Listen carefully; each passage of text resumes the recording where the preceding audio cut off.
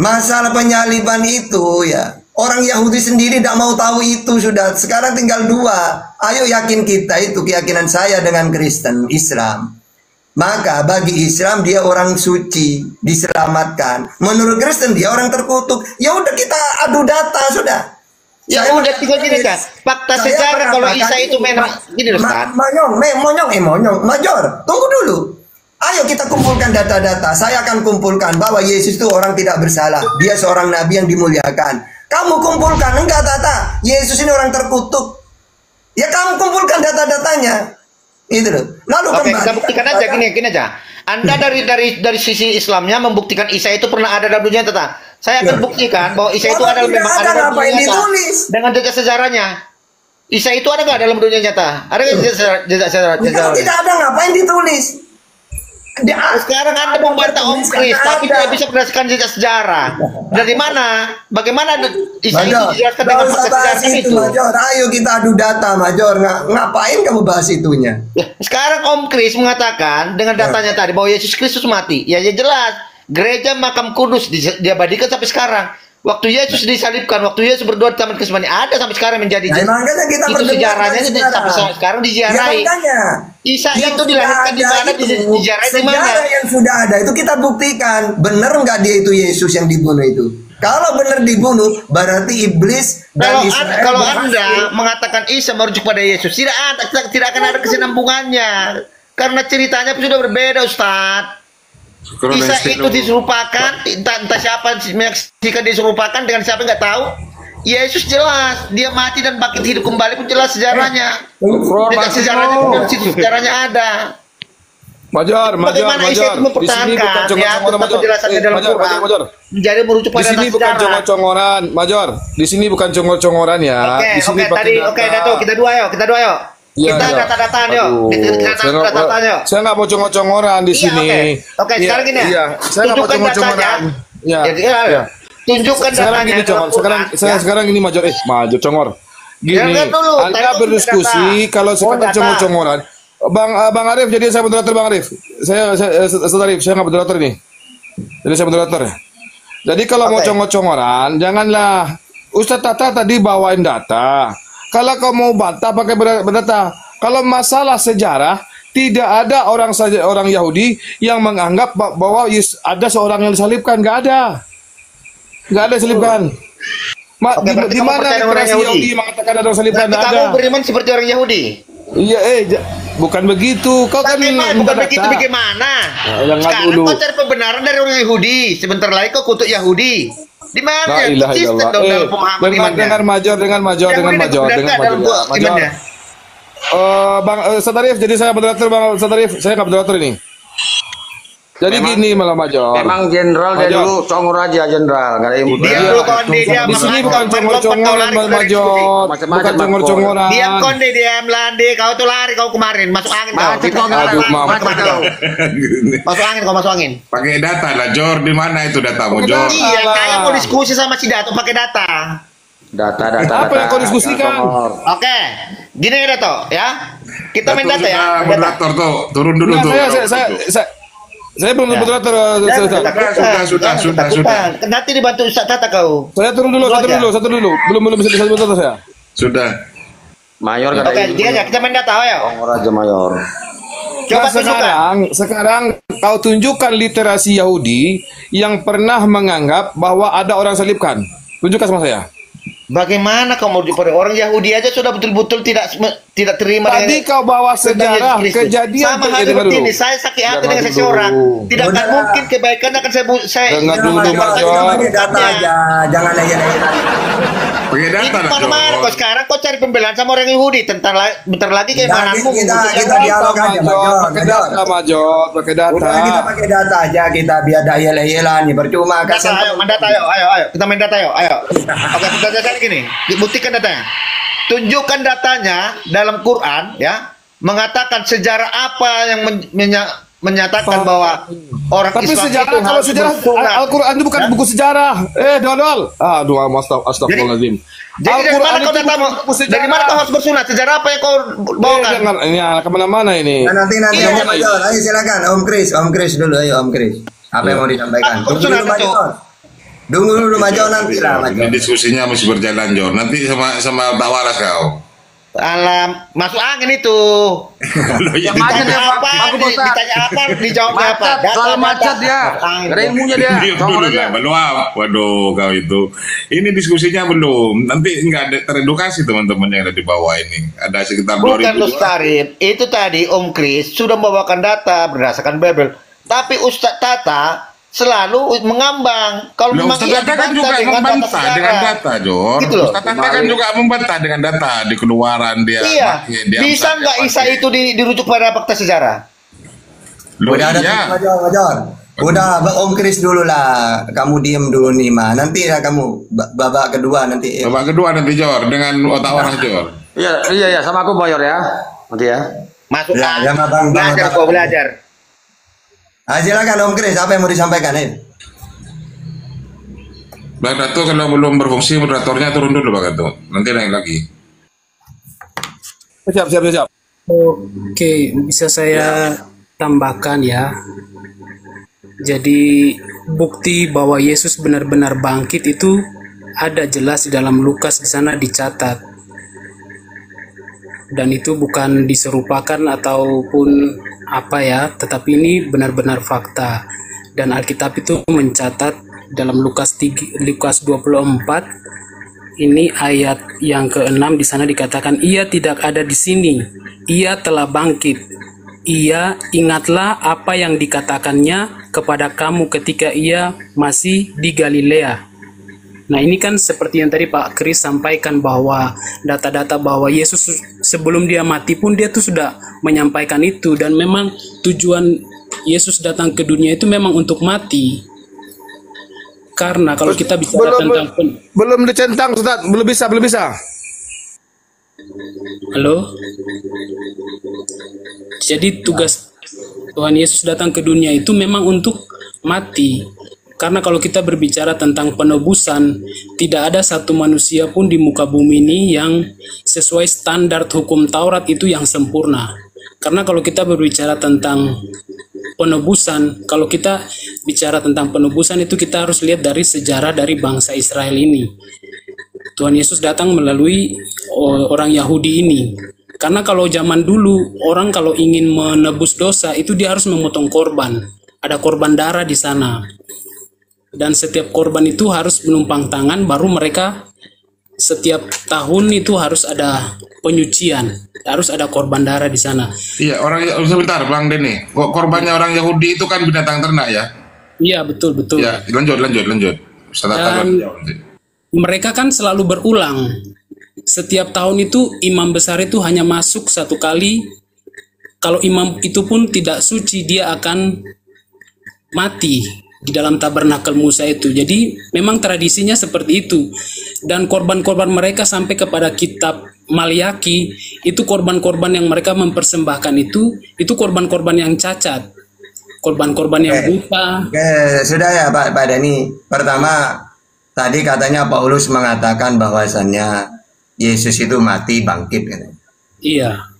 Nah, tapi di sisi lain, Paulus ini mengatakan seperti itu berdusta dia. Dia ngaku sendiri. 1 Korintus 15 ayat 15. Di situ Paulus ngaku bahwa yang diucapkan dulu itu berdusta. Coba. Lebih daripada itu, kami ternyata berdusta terhadap Allah. Karena tentang Yesus kami katakan bahwa ia telah membangkitkan Kristus. Ya. Bahwa Allah membangkitkan Kristus, itu saya berdusta itu. Ya. Padahal dia tidak membangkitkannya. Padahal dia tidak membangkitkannya, itu jelas itu. Coba baca 1 Korintus 15 ayat 15. 1 Korintus 15 ayat 15. Nah, yang kedua, ajaran samawi dengan pagan itu beda. Kalau ajaran samawi ada korban. Korban ini binatang yang halal disembelih. Ya. Kalau ajaran pagan menebus dosa dengan darah manusia, tumbal namanya. Dewa-dewa kalau marah minta tumbal. Maka pengikutnya ini orang yang percaya, dia harus menumpahkan darah manusia untuk menebus dosa atau apapun itu. Tapi kalau ajaran samawi menebus dosa itu bertobat. Karena Tuhan ini maha penerima maaf. Coba baca 1 Yohanes 1 ayat 9. Di situ Tuhan membuktikan bahwa dia maha pemaaf, akan mengampuni. Jika kita mengaku dosa kita, maka Allah adalah setia dan adil, sehingga ia akan mengampuni segala dosa kita dan menyucikan kita dari segala kejahatan. Makanya Yesus mengajarkan bertobat, bukan tumbal. Matius 4:17. Sejak waktu itulah Yesus memberitakan, bertobatlah, sebab kerajaan surga sudah dekat. Matius 18 ayat 3-8. Lalu berkata, aku berkata kepadamu, sesungguhnya jika kamu tidak bertobat dan menjadi seperti anak kecil ini, kamu tidak akan masuk ke dalam kerajaan surga. Bagaimana caranya bertobat? Minta ampun, istighfar kalau dalam Islam. Lukas 11 ayat 4. Dan ampunilah dosa kami, sebab kami pun mengampuni segala kesalahan. Oke, saya paham. Sorry. Oke, silakan. Apa lagi? Kita berbicara tentang ayat-ayat seperti itu akan sulit memahami, Pak, karena kalau kita orang Kristen membaca ayat itu ada tekniknya, Pak, ada aturannya. Jadi tidak bisa lompat-lompat seperti itu karena maknanya akan berbeda. Ada konteks dekatnya, ada konteks jauhnya. Jadi kalau kita membaca satu ayat seperti yang tadi Bapak katakan dalam 1 Korintus 15 ayat yang ke-15, itu Rasul Paulus sedang mengatakan bahwa kita baca di dalam ayatnya yang ke-17. Tadi kan Bapak baca ayat 15, ayat 17. Dan jika Kristus tidak dibangkitkan, maka sia-sialah kepercayaan kamu, dan kamu masih hidup di dalam dosa. Artinya Rasul Paulus mau mengatakan bahwa Kristus itu benar-benar bangkit. Enggak, di situ kalimatnya. Padahal dia tidak membangkitkan. Padahal Allah tidak membangkitkan. Iya, dia sedang menjelaskan kepada orang Korintus pada saat itu bahwa Kristus itu benar-benar dibangkitkan. Kalau dia tidak dibangkitkan, maka sia-sia. Jadi kalau Bapak baca seluruh topik ini, itu berbicara tentang kebangkitan orang percaya, seperti yang Tuhan Yesus juga lakukan, dan itu nanti akan terjadi kepada orang-orang yang percaya, gitu, Pak. Dan tadi saya sudah catat tentang apa? Oh, saya mau lanjutkan tadi tentang karya penebusan Tuhan Yesus. Kenapa dia harus mati di kayu salib? Itu kalau kita lihat dalam sejarahnya itu kan ada satu orang penjahat, itu namanya Barabas. Itu penjahat kelas kakap. Kalau kita mau lihat secara rohani, itu namanya pertukaran ilahi. Mungkin Bapak kaget, ini namanya pertukaran ilahi. Jadi seharusnya Barabas itu yang harus dihukum. Karena waktu itu kan Pilatus bahkan dia mencuci tangan, dia tidak menemukan dosa. Dan Alkitab juga mencatat bahwa Yesus telah diuji dan dia juga tidak berbuat dosa. Dan dia mati di kayu salib itu sebagai korban. Makanya waktu Yohanes Pembaptis mengatakan, lihatlah anak domba Allah yang menghapus dosa dunia. Jadi korban-korban itu sudah tidak ada lagi. Kristus itu ketika dia mati di kayu salib itu dia menjadi korban yang sempurna. Korban yang sempurna, tidak lagi seperti yang bangsa Israel lakukan. Dia menjadi satu-satunya korban yang sempurna. Dan dia menjadi satu-satunya korban yang sempurna, dan korban itu benar-benar berkenan di hadapan Bapa. Sehingga lewat korban itulah. Oke, sudah. Kita pakai data ya. Sekarang gini. Kalau korban binatang itu perintah Bapa, perintah Tuhan. Dan Tuhan tidak pernah mengajarkan pagan menebus dosa dengan darah manusia, gak ada. Dosa besar itu. Jadi nyata itu korban manusia ini keinginan iblis kalau mau diyakini. Iblis adalah bapakmu karena kalian ingin membunuhku. Ya seharusnya Yesus gini, ya udahlah, memang saya diutus untuk menebus dosa kalian dengan darahku. Seharusnya gitu. Tapi nyatanya di dalam Yohanes 8:44, ya iblis bapakmu, berarti kamu mau mengikuti kemauan bapakmu, berarti pagan dong. Ajaran dewa-dewa minta darah iblis itu, minta darah manusia. Yesus marah, murka, kan gitu. Tidak mungkin kan kalau Yesus itu mati untuk menebus dosa malah dia melarikan diri, malah dia mencaci maki orang yang ingin membunuh dia. Ya udah, kalau kamu ingin membunuh aku, maksa bunuh aku. Iblis berarti bapakmu. Berarti pembunuhan Yesus keinginan iblis, bukan keinginan Tuhan. Kalau keinginan Tuhan, pasti Yesus rela. Dia melarikan diri, berdoa, ketakutan dia. Ayo, kan tidak mungkin kan? Itu bukan melarikan diri, Pak. Iya, ayatnya jelas. Yesus menyelarikan diri. Coba sekarang gini, andaikan Yesus ini iblis tidak pakai Yudas, tidak ketahuan itu. Berarti jelas kan keinginan iblis kan? Karena yang tahu tempat persembunyian muridnya dipakai oleh iblis itu, Yudas itu. Iya, iya. Kalau kita membaca Alkitab ini, berarti keinginan Tuhan atau keinginan iblis? Iya, sorry, kalau kita membaca Alkitab ini maknanya itu sangat dalam. Ini tidak bisa membaca ayat-ayat seperti itu. Ini enggak salah paham Ustaz Tata nih. Memang apa yang sudah terlaksana itu dalam penyaliban Yesus adalah kehendak iblis. Ya. Itu kehendak iblis, ya. Dengar dulu. Bagaimana Yesus yang masuk ke dalam, ya dengar dulu, masuk ke dalam maut, ya. Kalau Yesus tidak bangkit dari kematian, kami tetap menuhankan Yesus, ya kami salah, berarti kami menuhankan kehendak iblis. Ya, tapi betul. Yesus bangkit dari kematian, itu buktinya bahwa Yesus itu berkuasa atas maut. Yang nyuruh menuhankan Yesus itu siapa? Yesus tidak bangkit dari kematian, kami menuhankan Yesus, berarti kami menuhankan kehendak iblis. Di mana? Karena Yesus yang bisa ditahan alam maut, dia bangkit dari kematian, berarti alam maut takluk. Nah, ini makanya kami menuhankan Yesus. Tuhan aku, di mana Yesus bicara seperti itu? Berbicara apa? Ya, menuhankan Yesus. Tuhan, wahai umat manusia, Tuhanlah aku. Tidak ada. Itu kan kalau perkataan manusia tidak akan mungkin perkataan Ustaz Arif yang harus ditulis. Ya, kalau buka aja kitab sendiri kan gitu. Kalau tertulis seperti itu. Lanjut. Tidak bisa. Saya pun kalau bertanya selera saya nggak akan ada bisa temukan dalam Quran. Kan itu sama aja. Jadi gitu Ustaz. Kalau orang Kristen ya mengimani Yesus, kalau Yesus tidak bangkit dari kematian, tapi mengimani Yesus tetap sebagai Tuhan, berarti orang Kristen salah. Berarti beriman kepada kehendak iblis. Ya. Major, kesalahan kamu itu mengikuti Paulus dalam Roma 14 ayat 9. Sebab untuk itulah Kristus telah mati dan bangkit kembali supaya menjadi Tuhan. Karena ajaran pagani gitu aja. Bukti. Itu datanya sekali, itu datanya Ustaz. Kalau ajaran samawi, Tuhan itu Allah satu-satunya kata Yesus. Ya dengar, kita nanti ke sana, kita buktikan nanti Ustaz. Ya. Oke, jadi gini, kalau Yesus seperti yang saya bilang, Yesus tidak bangkit dari kematian, benar. Yang Ustaz Tata bilang itu, kami salah menuhankan Yesus Kristus karena kami yang menuhankan yang menjadi kehendak daripada iblis. Yesus buktinya nyata, dia bangkit, ada yang menyaksikan. Bangkit ya? apa dibangkitkan, Jor? Dengar dulu, ya.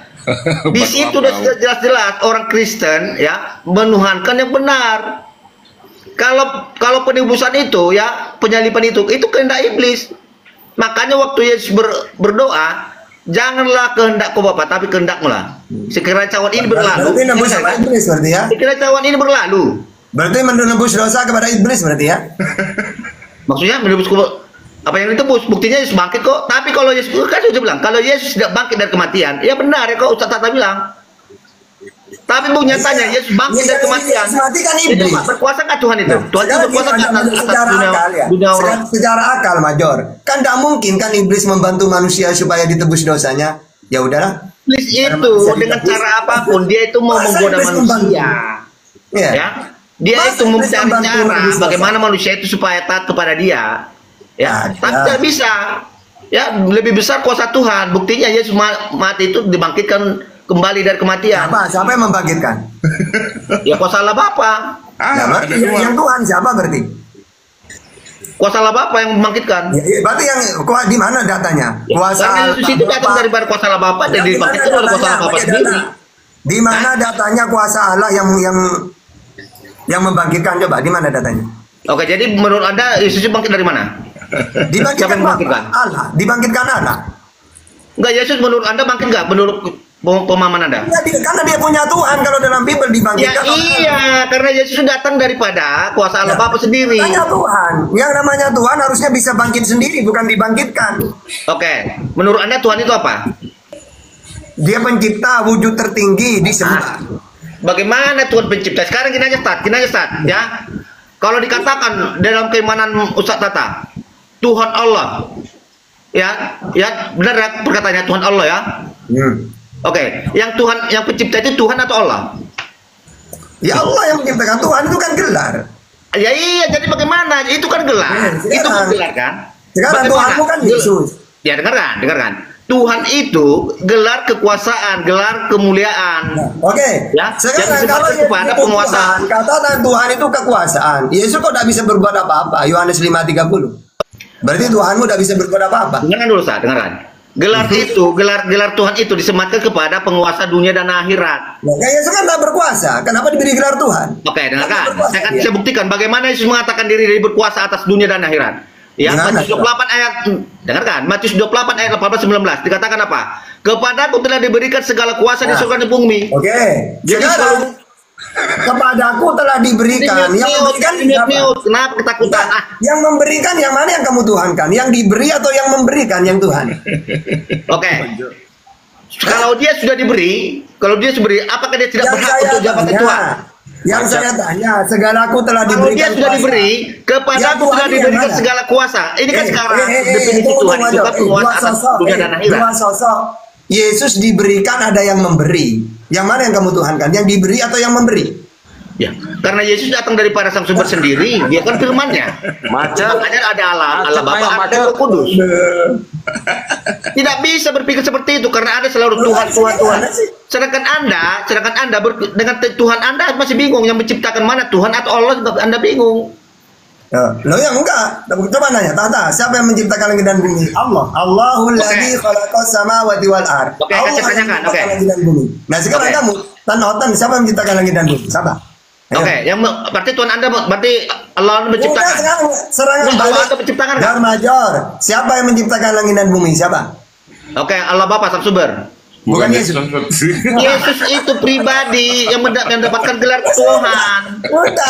Yang mendapatkan gelar kemuliaan. Di mana Yesus mengatakan aku menciptakan langit dan bumi? Mana? Lucunya kalian begini, Yesus yang dituhankan, tapi bukan gini loh, tadi Anda jawab. Yesus yang kamu tuhankan, yang menciptakan langit Tuhan lain, bukan Yesus. Kan lucu kan? Dua Tuhan, dua Tuhan. Berapa Tuhan bocor? Silakan. Ya, 3. Tadi Anda udah menjawab. Tuhan itu apa? Ya, Anda bilang gelar. Saya bertanya apa? Kalau dikatakan Tuhan Allah yang menciptakan Tuhan atau yang menciptakan Tuhan atau Allah? Anda bilang Allah. Berarti Tuhan itu kan gelar kemuliaan. Gini aja Major, coba gelar kemuliaan kepada siapa? Yang dijunjung tinggi, yang disembah, yang berkuasa atas langit dan bumi. Gini kita pakai data gini ya. Misalnya ya, siapa yang menciptakan langit dan bumi? Kalau saya pakai perjanjian lama, Kejadian 1 ayat 1. Di situ tulis Allah Bapa, Allah yang menciptakan langit dan bumi atau Elohim. Kalau nanya ke Islam, Tata, siapa yang menciptakan langit dan bumi? Allahul ladzi khalaqas samawati wal ard. Ibrahim 32, Sajdah ayat 4, Yunus ayat 3. Banyak datanya. Nah, sekarang kamu kan punya kitab kan? Siapa yang menciptakan langit dan bumi? Siapa? Major. Siapa yang menciptakan? Yang menciptakan itu Tuhan Allah Bapa. Kok bukan Yesus? Tadi mentuhankan Yesus. Iya, sama. Tuhan itu kan gelar kemuliaan. Bagaimana berkuasa atas dunia dan akhirat?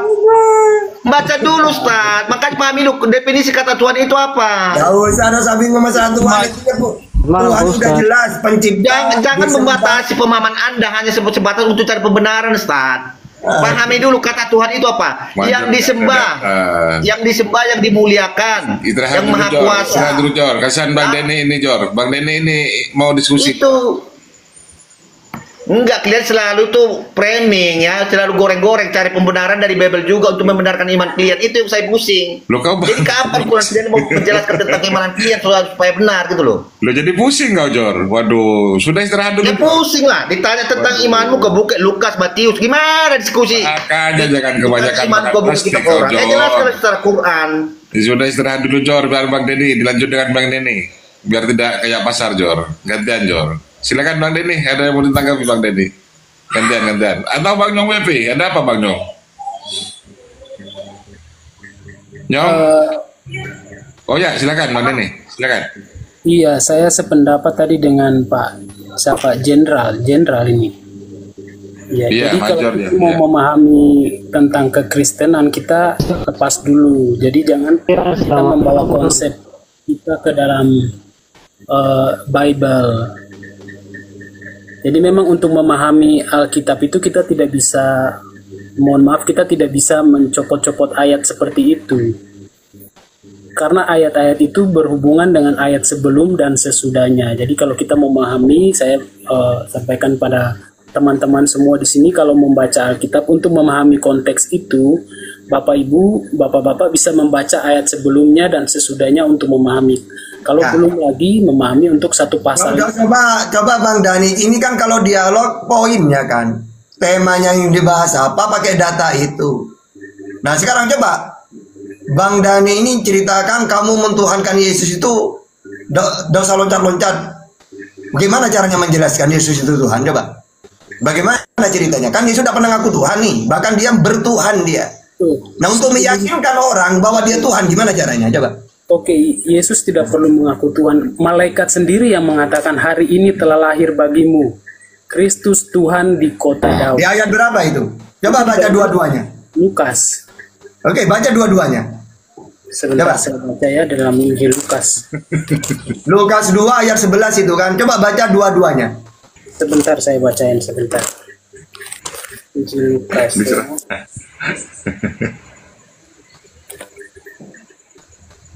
Injil Lukas. Iya, dua-dua. Itu ada Tuhan diserahkan kepada Tuhan itu.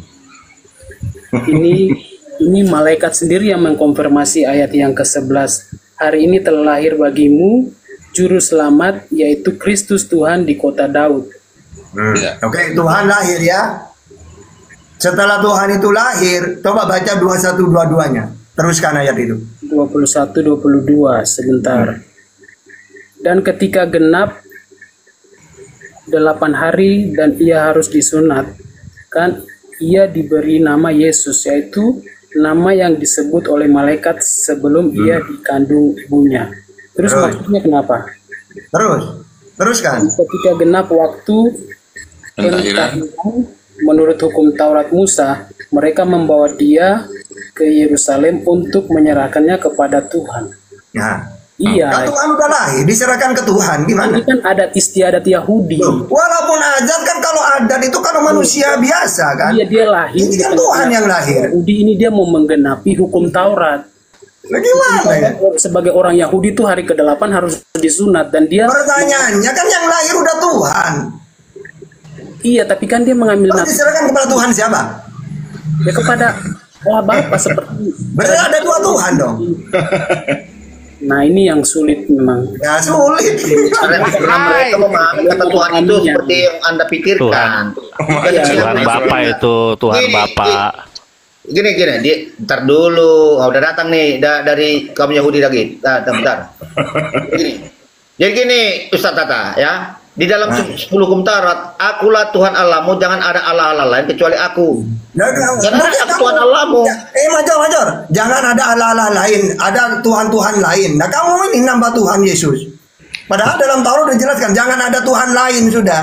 Cukup Tuhan yang dikenalkan para nabi, Musa. Ya, itu ilah itu merujuk pada sesembahan. Ya sama saja. Sekarang kamu nambah Tuhan Allah lagi. Tuhan gelar kekuasaan, gelar kemuliaan. Iya. Nah, kalau Islam kan enggak. Summa auhayna ilaika anittabi millata Ibrahim hanifa. Kemudian kami wahyukan kepada Muhammad agar supaya meneruskan ajaran Abraham yang lurus, tauhid. Sebagaimana Musa memperkenalkan Esa satu. Nah, Kristen ini loh, udah dibilang jangan ada Tuhan lagi. Tuhan yang dikenalkan para nabi ini teruskan sudah itu. Jangan ada ilah-ilah lain. Terserah. Intinya ya, kamu ini menciptakan Tuhan baru, yaitu anaknya Maria, kamu lantik jadi Tuhan. Udah. Tidak seperti itu konsep kami, Pak. Tidak seperti itu konsep. Sekarang Pak Dani jawab, berarti Tuhan itu siapa yang benar? Menurut Yesus siapa? Tuhan itu. Ya Allah Bapa. Oke, Yesus sendiri sebagai apa? Pengakuannya. Pribadi kedua. Di mana? Di mana pengakuan Yesus ini pribadi kedua? Ustaz Tata masih berkutat dalam pemahaman Tuhan itu pencipta, jadi susah. Tuhan itu bukan pencipta loh Ustaz Tata. Makanya tadi saya bawakan tadi, Tuhan Allah itu yang pencipta, Tuhannya atau Allahnya. Anda bilang tadi Allah. Jadi Tuhan itu ada gelar kemuliaan Ustaz Tata. Berpindah pemikirannya, masa berkutat di situ aja. Berpindah, makin pintar dong. Oke, berarti kan Tuhan itu gelar kemuliaan pada sesembahan. Katanya Tuhan itu Allah Bapa. Terus Yesus sendiri kok Tuhan juga, gimana maksudnya? Ya karena Yesus sendiri menyatakan dirinya bahwa kepada dia telah diberikan segala kuasa atas surga dan bumi. Tuhan itu definisinya Ustaz, penguasa atas dunia dan akhirat. Diberikan, Major. Kalau dia diberikan, ada yang memberi. Yang memberi itulah yang Tuhan. Gimana sih? Yang memberikan kan Allah Bapa, sang sumber sendiri. Loh iya, bukan sembahan itu yang tidak kelihatan. Bagaimana gelar Allah Tuhan itu disematkan kepada Yesus Kristus dengan kekuasaan. Segala kuasa di atas surga dan bumi telah diberikan kepada dia. Contohnya analoginya gini. Saya nanya. Di saat aman. Tunggu dulu, dengar dulu. Satu. Kalau dia diberikan kuasa, apa kuasanya dia di bumi? Apa? Coba. Hah? Oke, dengarkan Ustaz. Oke. Apa? Di saat ini analogi. Di saat amanat presiden disematkan kepada Pak Prabowo. Yesus apa di dunia ini? Kan diberi kuasa, dia apa kuasanya? Iya, dia diberikan kuasa oleh Allah Bapa sendiri. Apa kuasa? Supaya dia menjadi Tuhan. Menjadi Tuhan. Di mana? Ya iya dong. Parah. Tuhan itu kan gelar kemuliaan. Karena kalau Anda tetap berkutat pada kata Tuhan itu adalah Tuhan pencipta, itu akan keliru. Masa Tuhan dijadikan? Aduh, logika lah mana-mana pula kau di masa Tuhan dijadikan. Yang menjadikan pula manusia si Paulus. Si Paulus mengatakan. Pertanyaan saya tadi, pertanyaan saya. Dengar dulu. Pertanyaan saya tadi, Dato. Dengar dulu kau. Tuhan Allah, yang pencipta itu Allah atau Tuhan? Mana yang pencipta? Dengar dulu. Tuhan Allah, yang pencipta itu mana? Tuhan atau Allah? Untuk itulah Kristus mati supaya ia menjadi Tuhan. Berarti Paulus mengangkat Yesus yang bangkit dari kematian menjadi Tuhan. Karena iya itu gelar kemuliaan pada sesembahan. Aduh. Yang dimuliakan, yang kita taat dan tunduk kepadanya, yang kita anggap adalah penguasa atas surga dan bumi, dunia dan akhirat. Aduh, kau nggak ada ilmu, kau cuma congor, Major. Ada ilmu juga. Cuma congor. Di sini bukan congor-congoran. Di sini kita diskusi pakai data. Iya tadi kau banyak data nggak mau. Kau lompat kau. Dengar dulu. Dengar dulu, santai. Di sini kita pakai data literasi. Kalau sesuatu yang dijadikan, berarti dia ciptaan. Nah, Yesus ini diangkat oleh Yesus, dijadikan Tuhan oleh Yesus, karena Paulus beranggapan bahwa Yesus mati dan bangkit supaya ia menjadi Tuhan. Lah masa Tuhan itu hasil sebuah kreasi? Otak dipikirlah, pakai akal. Makanya pahami dulu konteks Tuhan itu, jangan kau paham saya, makanya saya Tuhan itu pencipta gitu loh. Makanya kau masuk angin selamanya. Bang Gatot, selamat malam semua. Iya, silakan. Kalau kau bijak, harusnya kau mengerti berkembang pemikirannya. Kenapa disebut Tuhan? Apa dalam perjanjian lama? Akulah Allah, tidak ada Tuhan selain aku, kata perjanjian lama. Tidak ada maha kuasa selain dia. Kejadian 20. Akulah Allah, tidak ada Tuhan selain aku, kata dialah sesembahan, tidak ada Tuhan lagi. Nah, sekarang Yesus ini Tuhan selain Allah atau Yesus ini adalah Allah sendiri? Oke, karena Allah Bapa sendiri yang memberikan kuasa, ya dia Allah Bapa sendiri. Di dalam Kejadian 20 dikatakan dengarkan. Keluaran ini 20. Susahnya diskusi saya cari kebenaran, tidak mau cari kebenaran. Di Keluaran 20 dikatakan, akulah Allah, tidak ada Tuhan selain aku, kata Tuhan. Nah, sekarang Yesus ini kan hasil sebuah kreasi daripada Paulus. Roma 14 ayat 9. Dari Paulus, kenapa lari ke Paulus? Oh, iya, karena dalam Roma Paulus Tuhan tidak berubah. Yesus sendiri sudah menyatakan keduanya kepada aku sudah diberikan segala kuasa surga dan bumi, dunia dan akhirat. Tuhan yang di perjanjian lama dengan Tuhan perjanjian baru sama atau beda? Ya iya, pencipta itu satu. Beda tuh, Siapa? Allah Bapa, tak sumber itu sendiri. Yesus itu manusia. Oh, manusia. Yang datang daripada firman-Nya. Manusia, lanjut. Berarti dia bukanlah Tuhan. Karena dalam Keluaran 20. Enggak nyambung. Tuhan itu gelar kekuasaan, gelar kemuliaan. Ada Tuhan selain aku. Nah, sekarang kalau Yesus ini adalah manusia, berarti dia bukan Tuhan. Lanjut. Bukan, Tuhan tidak berubah. Malaikat 36. Kalau berubah bukan Tuhan. Payah kali ya. Oke. Tuhan Allah itu pencipta kah? Selamat malam. Tuhan yang mencipta atau Allah yang mencipta? Jawab. Yang menciptakan itu Tuhan atau Allah? Udah bilang untuk 39. Masuk angin. Kalau kamu bertanya gini caranya, Jor. Tahta siapa yang menciptakan langit dan bumi? Allahul ladzi khalaqas samawati wal ard. Allah, udah. Nah, sekarang coba saya nanya balik ke kamu. Siapa yang menciptakan langit dan bumi? Siapa, Major? Yang menciptakan menurut Anda, iman Anda, Allah. Oke ya? Tuhan bukan. Dengarkan dulu. Itu kan Tuhan itu gelar Jawab kepada dulu, Allah Anda. jawab dulu serangan baliknya. Kalau saya nanya ke Kristen, siapa yang menciptakan langit dan bumi? Hah? Coba jawab. Kenapa disematkan kata Tuhan pada Allah? Kenapa? Kenapa disematkan kata Tuhan pada Allah? Udah, silakan. Udah, Jor, kamu nyimak aja dulu, Jor. Kamu dari itu. Bukan gitu loh, harus berkembang tuh. Kata Tuhan, kenapa disematkan kata Tuhan pada Allah? Kenapa? Mayor, belajar lagi, Mayor. Kau Kau belajar kau tak waras, gak ada isimu. Macet kau udah macet kau. Silakan Bang Yong gantian ya. Ah, kenapa? Kenapa kau gantian? Selamat malam. Ya malam Bang Yong, silakan Bang Yong, apa mau sampaikan? Silakan. Ya, malam. Kan Ulangan 6 ayat 4, Shema Israel, Yahweh Elohenu, Yahweh Echad. Artinya Tuhan itu satu. Nah, kalau Tuhan itu satu dalam pandangan orang Israel, kalau Tuhan itu satu dalam pandangan orang Israel, bahkan di zaman Musa, berarti dalam Lukas 2 ayat 10 sampai 12 bohong apa yang disampaikan oleh malaikat Jibril. Karena penyampaian dari malaikat Jibril yang mengatakan, hari ini telah lahir bagimu juru selamat Kristus Tuhan di kota Daud. Bagaimana dengan ungkapan ini? Sehingga dari saudara-saudara kita dari Muslim mengatakan sekarang gini Yong ya. Saudara-saudara kita dari Muslim mengatakan bahwa Yesus. Caranya gini Yong. Ada nggak di dalam imannya orang Israel bahwa Tuhan akan dilahirkan nanti? Ini kan ada Bang Billy di sini. Akan ada nggak nubuat sampai sekarang dalam ajaran Yahudi bahwa Tuhan ini akan dilahirkan? Ini coba Om Billy. Bang Billy? Ya, masuk Bang Billy. Bang Billy. Ya, Tuhan itu yang mana? Elohim yang mana? Yang mana pencipta? Bang Billy Yahudi masuk Bang. Silakan Bang. Nah, masuk angin kau baluap. Karena gini ya. Kalau saya baca tadi kan saya baca Yesaya 19:20. Ketika Tuhan ingin menyelamatkan Israel dari dulu selalu mengutus seorang juru selamat, seorang Musa, Daud, termasuk Yesus, seorang. Tuh, kan aneh ya. Sekarang gini ya, ketika Tuhan memakai seorang Musa, berhasil Musa menyelamatkan Israel dari Fir'aun. Ketika Tuhan sendiri yang turun, dia sendiri yang dibunuh. Gagal dia.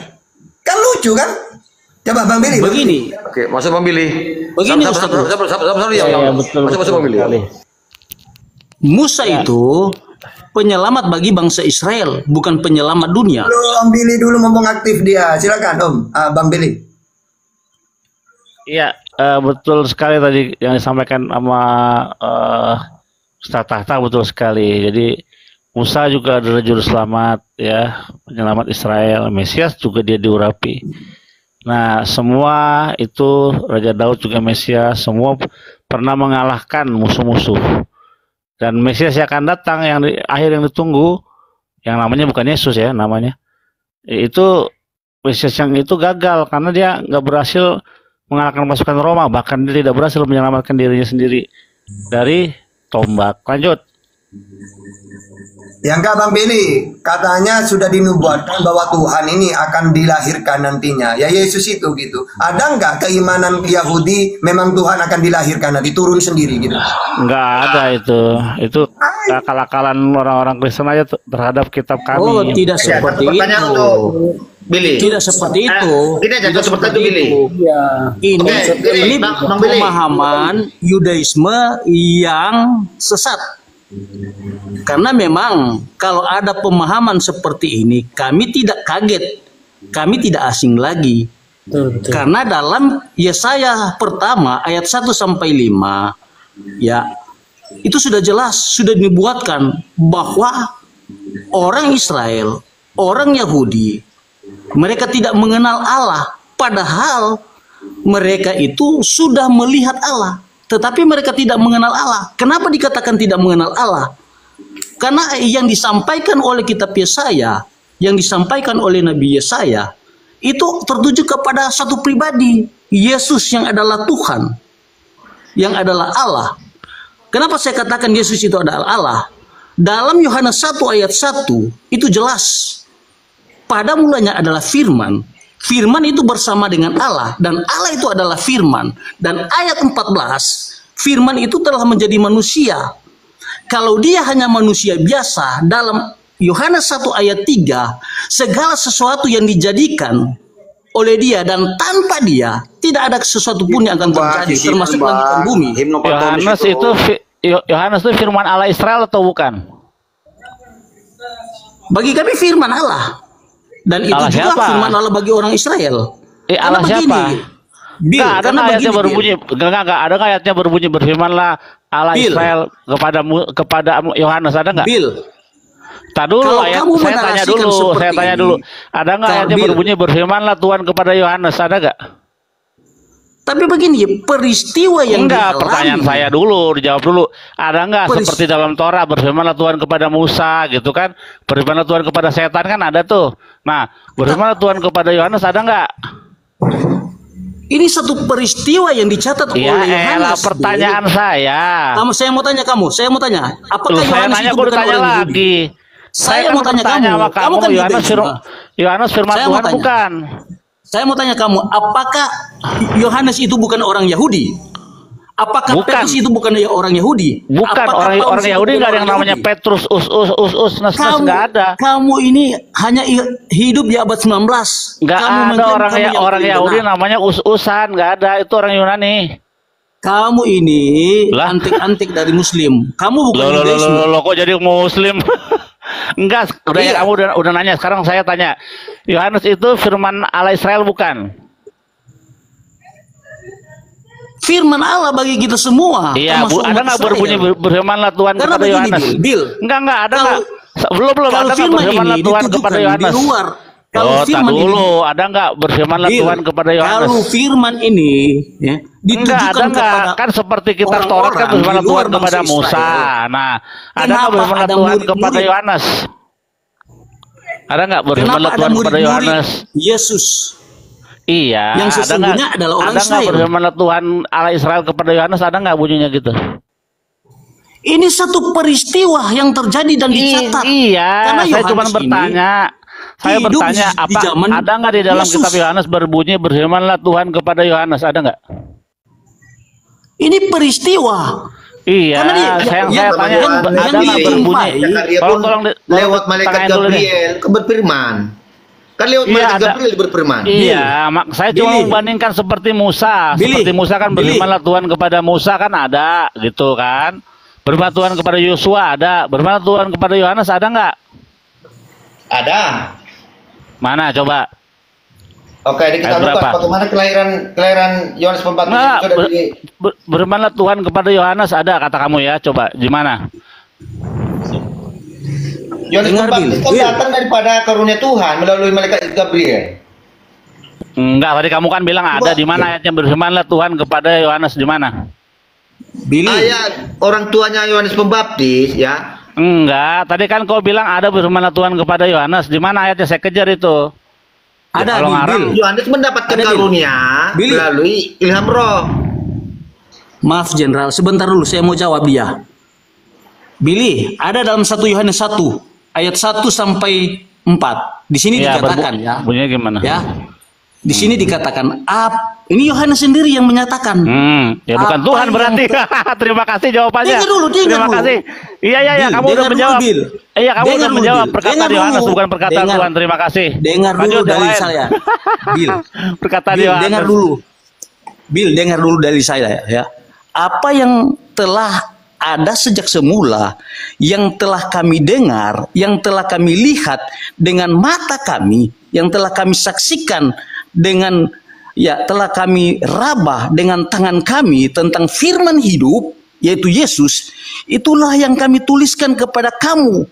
Hidup itu telah dinyatakan dan kami telah melihatnya, dan sekarang kami bersaksi Kan itu dan berarti memberitakan bukan firman Tuhan. kepada kamu tentang hidup yang kekal. Iya, dia udah bilang yang tadi ada Datuk. bersama-sama dengan Perkataan Bapa. Yohanes katanya bukan firman Tuhan, betul.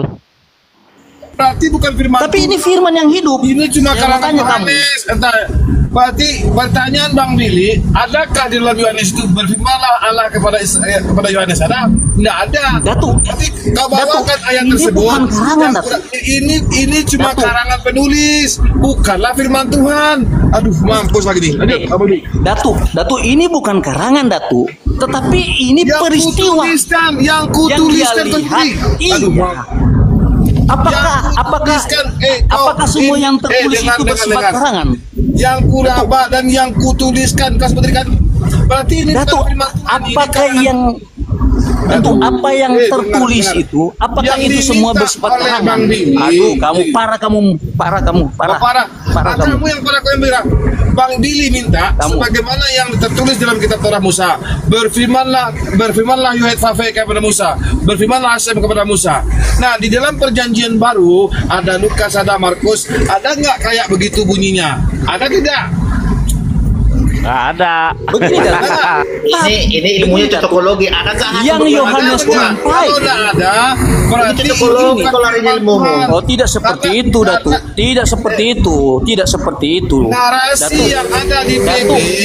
yang ada di Tidak PB, seperti itu, Datuk. Datuk, tidak itu seperti itu, bukanlah Datuk. firman Tuhan, Tidak tetapi seperti itu, narasi. Dengar dulu, narasi yang dibuat oleh seorang pengarang, seorang pembuat kitab suci, bahwa ini bukanlah firman Tuhan, karena setiap wahyu Tuhan dalam perjanjian lama itu selalu mengatakan berfirmanlah Hasem kepada Musa, berfirmanlah Hasem kepada Abraham. Bukan Datuk. seperti perjanjian baru. Datuk. Perjanjian baru itu apa? Pada mulanya, enarche enologos, kailogos enologos. Sejak kapan pula orang? Datuk, ketika kamu mengukur Alkitab kamu dengan narasi kamu, dengan standar kamu, tidak ada Tuhan berfirman dalam bahasa Yunani. Enarche enologos, kailogos en prostonteon, kateos enologos. Emang sejak kapan Tuhan? Betul. Ya. Sejak kapan Tuhan berfirman dalam bahasa Yunani? Emang ada Tuhan berbahasa Yunani? Sorry. Itu ada sejarahnya Pak Datu. Kenapa bahasa Yunani? Enarche enologos, kailogos en prostonteon, kateos enologos. Apakah ini firman Tuhan? Terus kalau ini firman Tuhan, kapan Tuhan berfirman dalam bahasa Yunani? Kapan? Macet kan? Jedor. Datuk, Sekarang Tuhan yang mana? Kau yang ngomong Tuhan yang mana? Sejak kapan pula Tuhan berbahasa Yunani? Enarche Oke, Tuhan itu ada berapa? Tuhan pencipta negara. Tuhan yang menciptakan negaranya ada berapa? Kapan Tuhan Tuhan berbahasa menciptakan negaranya Yunani? ada berapa? Kapan Tuhan berbahasa Yunani? Iya, Tuhan menciptakan negaranya berapa dulu? Dengar dulu kau, jangan lari Kau mau kemana-mana kampung dulu. genjer kau, ilmu begitu. Jangan lari kemana-mana dulu, Major. Kan Iya, kau Tuhan menciptakan negaranya ada berapa? siapa si Inyong tadi bilang kalau ini adalah firman Tuhan. Pertanyaannya, enarche enologos dan proyon, kaiteos enologos. Apakah ini firman Tuhan? Apakah ini firman Tuhan? jelas firman Tuhan, Datuk. Jadi Tuhan berbahasa Yunani. Iya. Itu Mampus lah. Iya. Lanjut. Bang Billy. Jadi Tuhan Oke, Israel kita berbahasa Yunani, Bang Billy. Oke, mumpung ada Billy di sini, kita buktikan. Kalau menurut Billy yang menciptakan Jakarta ini ada berapa Tuhan? Ada berapa cipta Billy? Di satu lah Jo. Jangan kemana-mana, dulu. Takut, si Billy takut. Enggak, tadi kan pembahasan kita kan kalian mau membuktikan ada kata berfirmanlah Tuhan kepada Yohanes. Dikasih dong ayatnya, ada nggak? Kalau Iya, enggak, bilang aja nggak ada. Kita isi dulu. Nggak ada. Menciptakan Jakarta berapa? Bill. Enggak, Yang Yohanes kita jumpai, Bill. enggak gini. Kalau memang nggak ada, Bukan bilang nggak firman ada. yang Kita lanjut, terbentuk. jangan ngarang begitu. Ya. Tadi kan ada mengatakan ada berfirmanlah Tuhan Kita, kepada Yohanes. tetapi yang Yohanes jumpai, dia adalah firman yang hidup. Yesus itu Enggak, yang adalah saya firman. minta ialah berfirmanlah Tuhan kepada Yohanes, ada atau tidak bunyinya begitu. Kan setiap apa yang disampaikan oleh Yesus Bang itu Billy, adalah Bang Billy. firman. Firman yang hidup itu adalah firman yang diterima oleh Yesus. Ya, Lukas 7:38. Coba dibaca. Coba baca. Yang diterima oleh Musa itu adalah firman yang hidup. Bukan Yesus firman yang hidup. Baca Lukas 3:38. Kisah para Rasul 7:38. Lukas 7:38. Ini Yesus ini Musa inilah perantara yang menerima firman yang hidup. Baca. Jedor. Iya. Terus apanya? Oke, Tuhan yang mana itu? Tuhan yang mana ada tuh? Lukas 7:38. Iya, itu yang merujuk pada Tuhan yang mana? Yang diterima Musa itu firman yang hidup. Oke, yang terima. Oke, Tuhan yang hidup. Itu Tuhannya siapa? Tuhan Musa, Tuhanmu enggak? Saya iya lah. Duh, mampus lah kau. Tuhan, Serak dia. Yang kamu sebutkan ayat Bang tadi, Billy, Datuk, secara itu salah. esensi. Cocokologi Datuk. itu nggak boleh butuh cocokologi. Datuk, yang kamu sebutkan ayat tadi Lukas 7 ayat 38 salah. Kamu asal ngomong ayat. Kisah Para Rasul 7:38. Tadi kamu katakan Lukas 7 ayat 38. Kisah Ini Para Rasul 7:38. Oke. Kisah Para Rasul 7:38. Jangan lompat-lompat ayat. Coba baca. Yang firman yang diterima oleh Musa itulah firman yang hidup. Ya, dengarlah Datuk, Musa inilah yang menjadi pengantara dalam sidang jemaah di padang gurun di antara malaikat yang berfirman kepadanya di gunung Sinai dan nenek moyang kita, dan dialah yang menerima firman-firman yang hidup untuk menyampaikan Mampus jedor. apa ini yang tak konek, Datuk? Yang tak konek itu malaikat yang berfirman kepada Musa, bukan Allah. Ya, Musa, firman yang diterima Musa itu firman yang hidup, bukan Yesus. Gak nyambung kayaknya nih Nyong, gak nyambung. Nggak nyambung, dia cuma bertahan dengan kebenaran, bukan yang benar dia. Firman yang hidup itu firman yang diterima Musa. Kisah Para Rasul 7:38. Kau baca tadi. Iya, Apalagi, malaikat yang berfirman. apalagi. Malaikat yang berfirman bukan Allah itu. Coba kamu Iya, baca. malaikat yang firman. Iya, itu. Firman yang hidup itu yang diterima Musa. Yesus bukan firman yang hidup. Aduh. Pokoknya, waduh, udah saya repot dulu. Pokoknya, repot kalau urusan diskusi pokoknya. Bang Billy. Firman yang diterima Musa, benarkah firman yang hidup? Iya dong, pasti. Ah, mantap. Oke, Tuhan yang mana itu lo udah tahu? Oke, Tuhan yang mana itu? Tuhan yang Musa, Tuhanmu nggak? Udah. Tuhan yang lagi, Tuhanmu nggak? Nyong, lagi apa lagi, Nyong? Iya, Tuhan Jadi yang firman yang hidup itu adalah Datuk. firman yang diterima oleh Musa. Datuk. Bukan Yesus firman yang hidup. Datuk, dalam Yohanes 1 ayat 1 Yohanes 1 ayat 1 bukan firman yang hidup. Coba kamu baca. Apa itu bukan perkataan Kamu botol, Tuhan? kamu botol. Kamu botol. Apakah Tuhan pernah Kamu botol kamu. Coba kamu baca. 1 Yohanes 1 ayat 1. Bang Billy. nafsu Mana mengandalkan Tuhan? Iya, nafsu, makanya ya, kebenaran. itu dia, makanya saya tanya tadi ada nggak bagaimana Tuhan kepada Yohanes ya gitu. Saya baca ayat ya, saya baca ayat sebentar gitu. Tampaknya Iya. tadi itu ya. Sebentar saya Iya. baca dalam Kau bandingkan 1 Yohanes 1. Sebentar saya 1 baca. Yohanes 1. Mana nggak nyambung? Ah, gimana pula Saya kau? baca dalam 2 Petrus 1 ya ayat 20. Kalian tahu nggak kitab Yohanes ditulis tahun berapa? 110 Masehi, jauh banget. Jauh banget. Tahun 110 baru ada kitab Yohanes itu. Ada. Saya baca dulu dalam 2 Petrus 1 ayat 20-21 ya. Yang terutama harus kamu ketahui ialah bahwa nubuat-nubuat dalam kitab suci yang kami pegang ini tidak boleh kamu tafsirkan menurut kehendakku sendiri.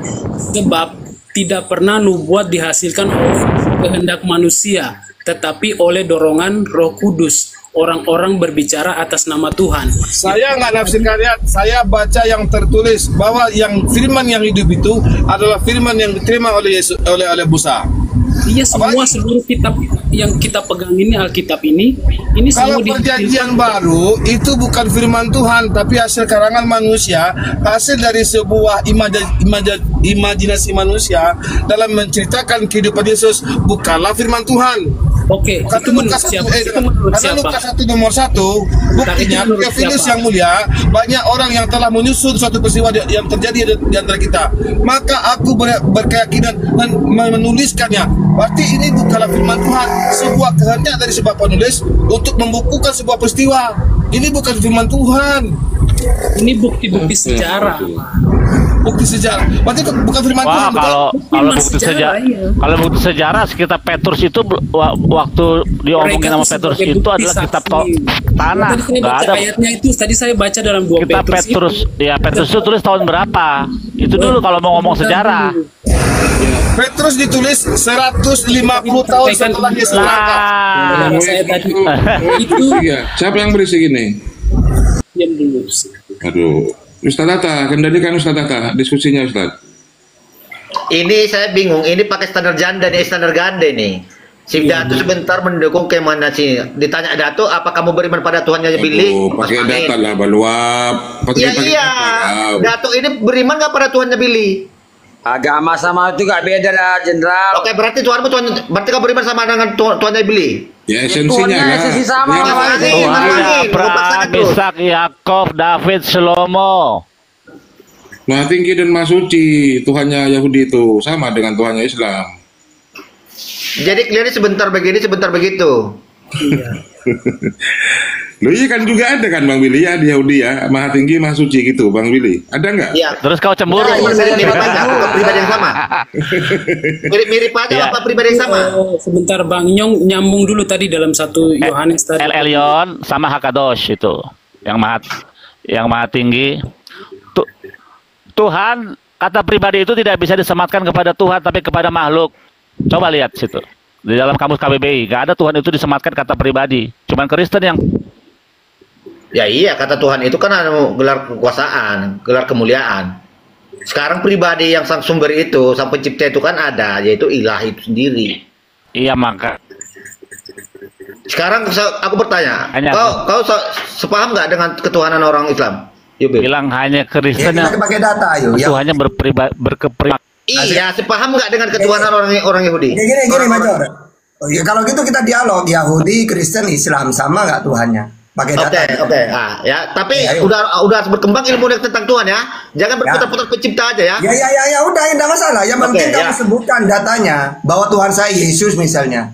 Nah nanti sama nggak Tuhan yang dikenalkan Israel, Islam dengan Tuhan yang Kristen ini sama nggak? Gitu ayo, gimana? Oke, kalau menurut Kristen ya Tuhan pencipta itu adalah Tuhan Allah Bapa. Tuhan yang disembah Allah Abraham, Ishak dan Yakub. Bukan Yesus. Namanya Yesusnya siapa? mau dimanain Yesusnya Jor? Oh berluap kau. Hah? Jadi gimana? Kenapa kalau jumpa kayak gini kelimpungan ditanya Tuhan yang benar yang mana? Harusnya kalian bisa menjelaskan. Tuhan kalian itu menciptakan itu di abad ke-7 dia menjelaskan Tuhannya Billy sudah lama. Yang Tuhan yang benar yang mana? Iya, tinggal Tuhannya saya dengan kamu ya cocok. Yang mana yang cocok dengan Tuhannya Nah, Billy? sebelum adanya Quran ada nggak kitab yang menjelaskan penciptaan langit dan bumi? Iya. Sekarang saya debat dengan kamu tentang Tuhan mana yang mengarah ke Samawi yang diajarkan para nabi-nabi Israel. Iya, Saya kalau cocokologi nggak bisa. Kalau cocokologi gimana menyambung? takut ya. Bukan kata cocokologi, kita sekarang tanya sebelum adanya Ya, Quran ada nggak buktikan kitab aja, yang menjelaskan penciptaan langit dan bumi? Kita buktikan. Ayo, siapa Tuhan yang Bagaimana Samawi lagi ada Kristen? kitab abad ke-7 lagi menjelaskan kita tentang penciptaan langit dan bumi? Kita dialog aja kita. Nanti mana nanti yang cocok dengan ajaran yang Yahudi seperti apa Tuhan itu?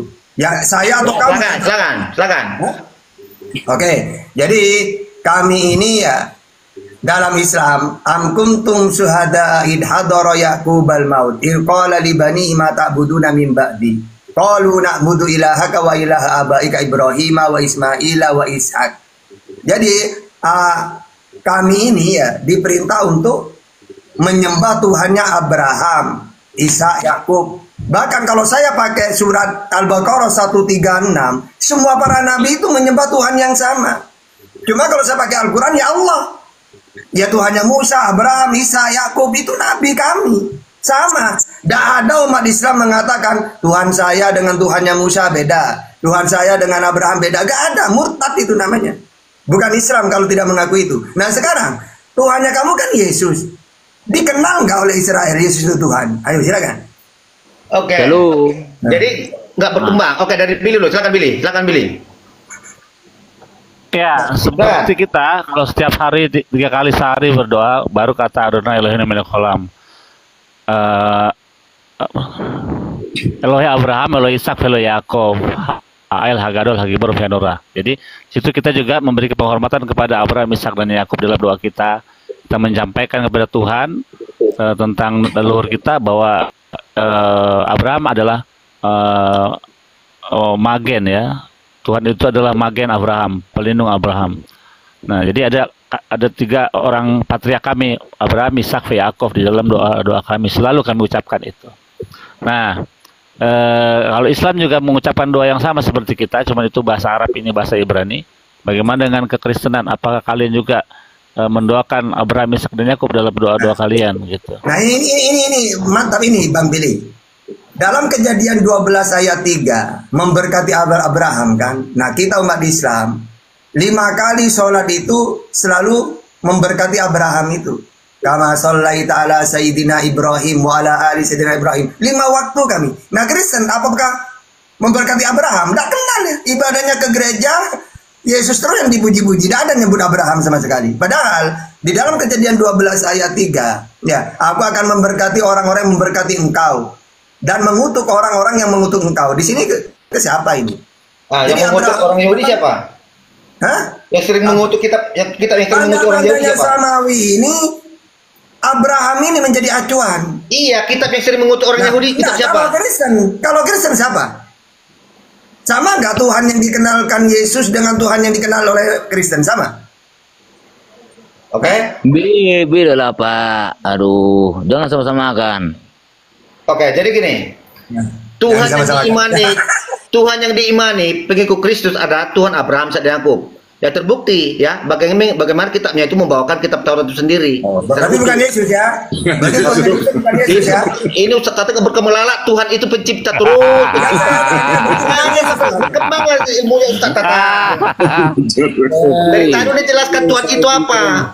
Kan harus katakan Tuhan Allah itu pencipta Tuhan atau Allah. Gini loh, ya katanya Tuhannya kamu siapa sih? Tuhannya Israel, Elohim atau Yesus? Tentukan dulu. Iya, dengan sesembahan kami ya tetap yang disembah oleh Abraham, Ishak, dan Yakub. Bagaimana kami membawakan kitab Taurat secara utuh. Tapi dengarkan dulu Bil. Oke. Masuk angin ada tapinya nih. Dengar dulu Bil. Aku tadi kan nggak kepotong. Jadi Ustaz Tata mengatakan bahwa dia mengikuti daripada mila Ibrahim. Kalau memang betul mengikuti Ibrahim, kenapa Anda membantah Kejadian 22 ayat 2? Apa? Ya saya bantah. Hai Abraham, ya, yang dia membawakan anaknya disuruh membawakan untuk dikorbankan. Kenapa jadi Ismail dalam pemahamanmu? Nggak ada yang dikorbankan, jangan suka begitu. Nggak ada dikorbankan, tapi mereka membantah bahwa yang akan dikorbankan adalah Ismail. Di mana datanya? Masalah itu udah masalah. Yang penting dua-duanya kami imani. Masalah Isa Ismail, dua-duanya kami imani sebagai nabi. Kok jadi kelabu gini sekarang? Kok jadi kelabu gini? Kok jadi kelabu? Kamu apa? Ya kedudukan. Sekarang bagaimana nggak? Kedudukan gini macam-macam. Kedudukan Kristen dalam ajaran Samawi ini apa coba? Hah? Oke, sekarang ini Ustaz. Sekarang beriman nggak Ustaz Tata? Kalau yang mau dipersembahkan untuk korban bakaran itu adalah Ishak. Beriman nggak? Dalam Islam sendiri ada khilafiyah itu. Tidak penting bagi kami. Yang penting ada pengorbanan. Yang domba yang disembelih. Kami itu yang akan membantah Ustaz. Yang jelas kambing domba yang disembelih bukan Ismail, bukan Ishak. Uang itu cuma ujian kok. Yang diuji ceritanya berbeda dalam pemahaman imannya. Nah sekarang itu bukan inti ajaran itu sekarang tentang Tuhan. Ayo. Kalau masalah itu tetap mau Ismail, mau Ishak tetap putranya, itu ujian berat kan? Iya menyembelih betul. anak kan berat. Kalau kamu belajar, perbedaan itu. Iya betul. Kalau kamu belajarnya cukup banyak tentang Islam, kamu tahu ada tafsir Imam Al-Tabari. Itu salah satu juga yang mendukung bahwa yang ingin dikorbankan itu adalah Ishak gitu. Jadi dalam pandangan Islam ada 2 pandangan. Jadi yang manapun itu nggak masalah. Artinya apa? Memang tidak ada yang dipersembahkan untuk disembelih. Diganti dengan ail, bukan domba ya, tapi kambing muda. Lanjut. Ini ceritanya jadi kelabu. Oke.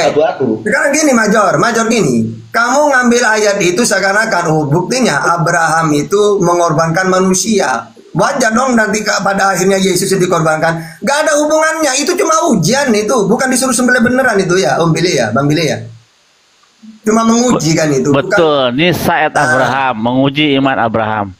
Nah kalau Kristen enggak. Tata ada korban itu manusia. Buktinya Abraham itu. Gak nyambung mereka. Gak ngerti. Maka ketika Yesus dikorbankan nyambung katanya, karena Abraham juga pernah disuruh menyembelih manusia katanya. Dan tahu konteksnya. Gini. Ya.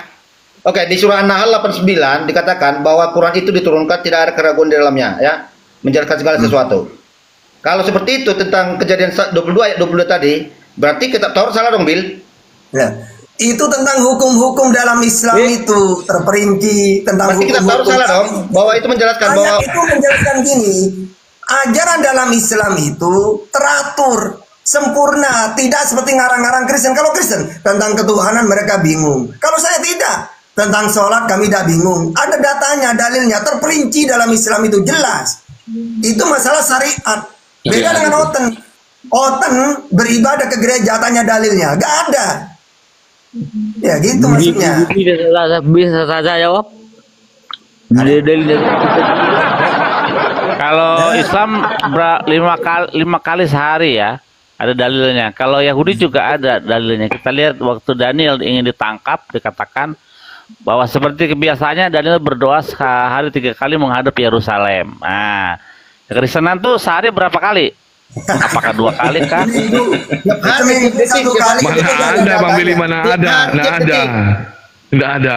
Di mana ada? Tiap hari tidak tik. Mana ada? Gimana perintahnya? Perintahnya dulu. Ya, berdoa setiap saat. Dikatakan berdoa. Mana? Jawab perintahnya dulu, silakan. Perintah ngapain? Loh, kalau kami sholat 5 waktu ada perintahnya. Akimi sholat torofain nahar wa zulafa minal lail. Innal hasanal yudhibna sayyi'at. Itu 5 waktu sudah. Duhur, asar, maghrib, bisa subuh ada. Nah sekarang kamu ada nggak perintah soal ibadah? Ada perintah untuk beribadah. Di mana? Ada. Mana? Banyak datanya. Di mana? Banyak berapa di mana dodol? Banyak datanya. Mana tunjukkan. Beribadah kepada Tuhan, ya, menyanyikan Mana? Musuh angin kau. Sekarang gini. Apakah Ustaz Tata sepakat dengan Tuhan Nabi? Mana datanya? Masuk angin. Kau seperti psikologi.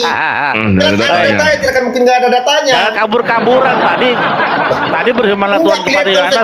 Larian. Jangan kabur-kaburan. Tadi kan berfirmanlah Tuhan kepada Yohanes, katanya ada, ternyata nggak bisa. Sekarang ngomongin masalah waktu sembahyang, kabur lagi. Gimana ini?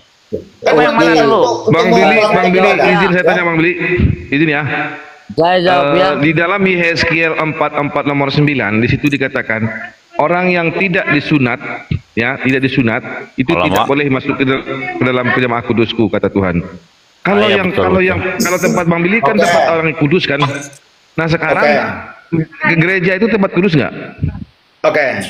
Dulu. Masalah sunat. Oke. Betul. Oke, dalam rangka sejarah apa orang Islam itu untuk harus bersunat? Bentar dulu Jenderal.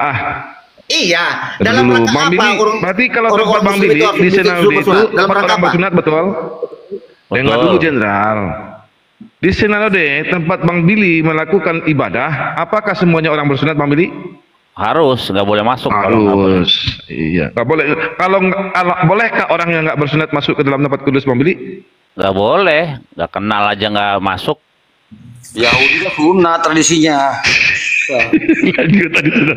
Aku cuma nyala. Sekarang kalian bersunat itu dalam rangka apa? Jawab. Macet. Kau kan nempel. Iya, kau itu kelihatan itu bersunat dalam rangka apa sejarah dalam Quran? Teruskan. Gini Major, dalam Islam itu wa iditala. Tunggu dulu Major, dengerin. Wa iditala Ibrahim rabbuhu bi kalimatin, dan ingatlah ketika Ibrahim diuji Tuhannya, maksudnya apa? Perintah.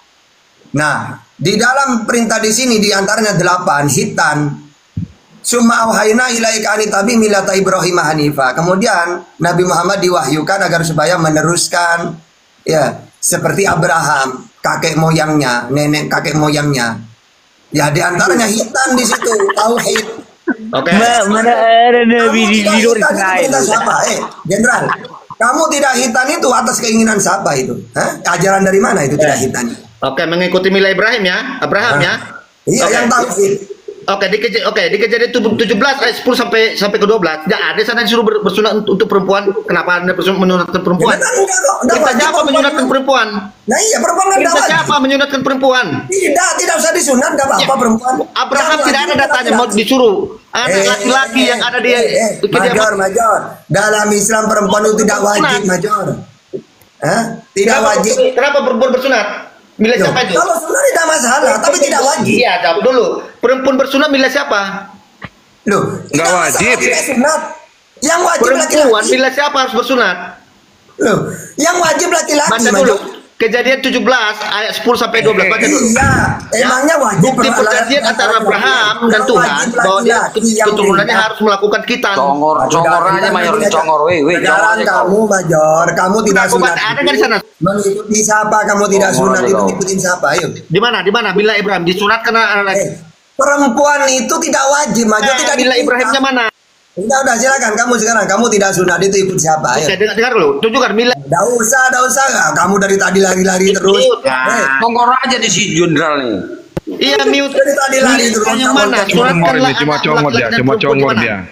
Enggak ada ilmu. Enggak ada ilmu. Ya, Ganti congor aja nih. Ganti lain. Di dalam Islam itu memang tidak wajib. Iya enggak wajib. Enggak ada sunat. Enggak apa. Iya. Yang lain. Enggak ada ilmu.